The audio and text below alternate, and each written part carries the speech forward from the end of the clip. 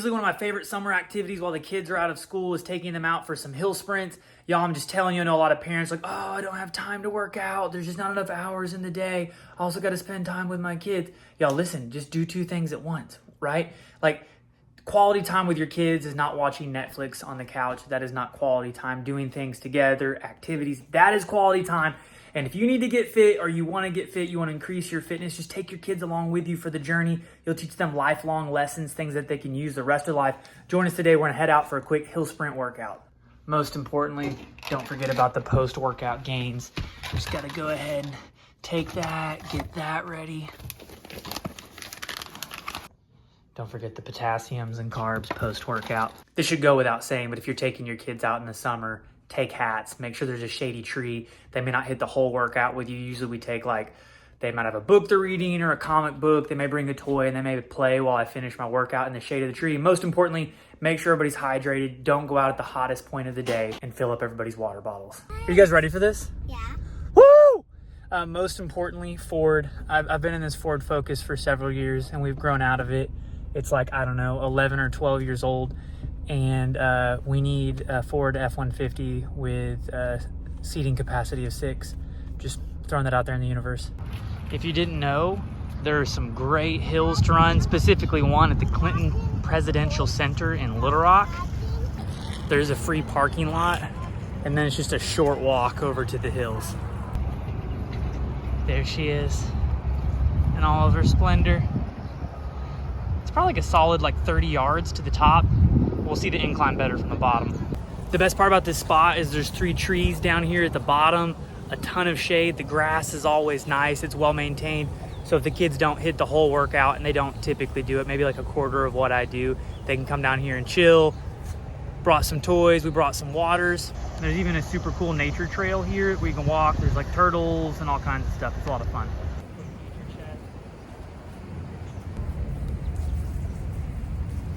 Step back with the other leg, and it's like you don't touch your arms.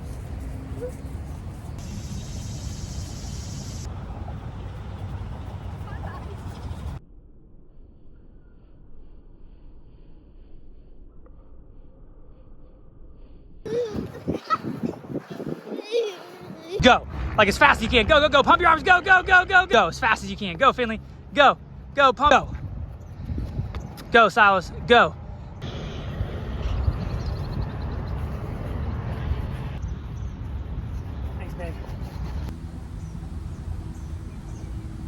Went to film this whole dramatic making my protein shake recipe, poured my water in here, opened up my single serve SFH Recover protein. It has creatine monohydrate in it as well, shake it up, do the whole thing, and then I realized I hadn't hit play.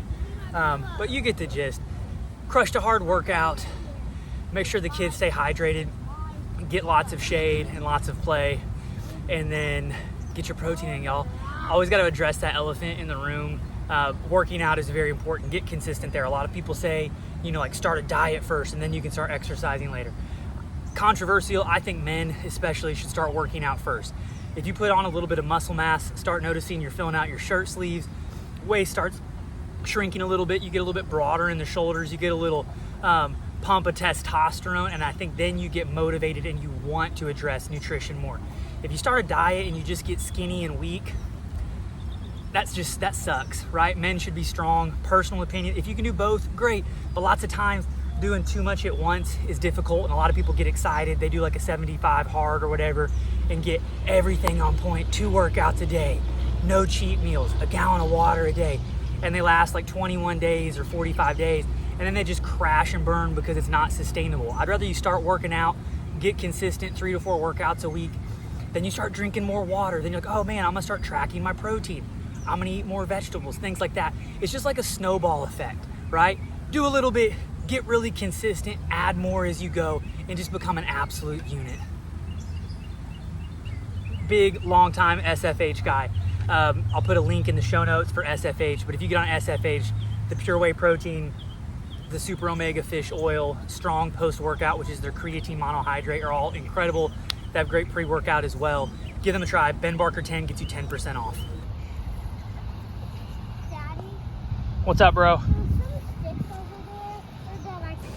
We finished our sprints. I actually knocked out a little bit of work on my phone while they played and built a pretend campfire with some rocks and twigs. Now we'll do a quick cool down walk through this little nature preserve next to the Clinton Presidential Library. It's a win of a day, guys. Yeah.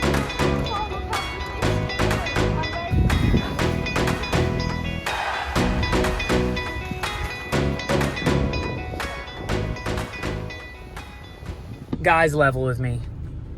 Were the sprints fun? Do you like them? Do you like going out and do that, or is it hard, annoying? It's hard and fun. It's hard and fun. It's hard, but it is fun. And I also know I'm doing it because it's good. That's right. So we just recently, Kimmy and I came up with our 6 family core values, like the Barker family core values that we're going to live by. Kimmy and I went over those together and came up with the 6 that we felt like the core values we want to live our life by. And number 5, do you guys know what the Barker family core value number 5 is? No. Stay healthy and strong. That's a good one. That's kind of like number 6, which is we stay physically capable. But number 5 is we conquer hard things. So even though maybe sprints may not always be the most fun and we don't want to do it, what do we do with hard things? Do it. We conquer them. Let's go. Great job today, guys. I love you. Oh, Silas, okay. Hello. Yowza. Just gotta go quick, guys. Woo. Yeah. So, whew. I'm going over the, a little too full, but is what it is. I guess that's what like the emergency like drain valve thing is for. The water is a crisp 39 degrees. I typically wouldn't do this in the evenings.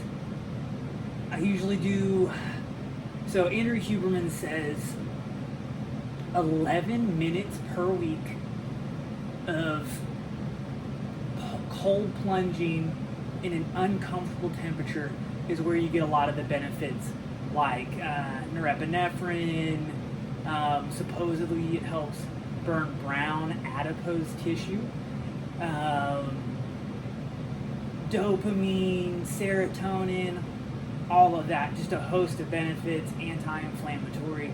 Again, I don't have any papers or peer-reviewed articles I'm referring to, but all that to get to worst case scenario, this strengthens your grip muscle immensely.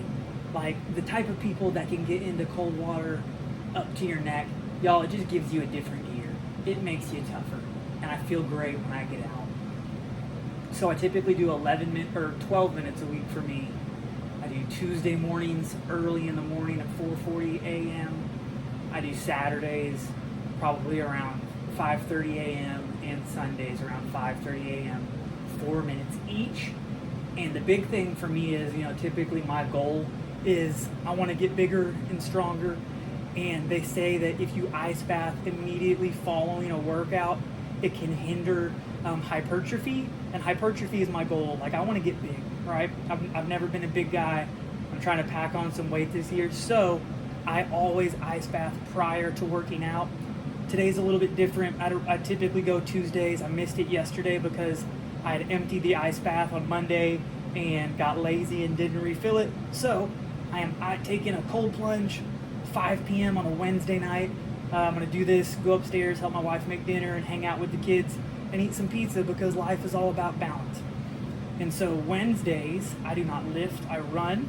And so the goal there is not hypertrophy, so I figured it'd be cool to take an ice bath today. Woo! It is like 5:30 a.m. the following morning. I meant to close out this video yesterday when my family and I were having pizza night. We watched a classic movie called Mouse Hunt. 1990s rated PG movies are different than the PG movies nowadays, and there was some sketchy stuff. But you know what? We powered through it. The kids enjoyed it. Y'all get out there, get active with your kids, win the day, crush some goals, and encourage some people along the way. Don't forget to smash that subscribe button.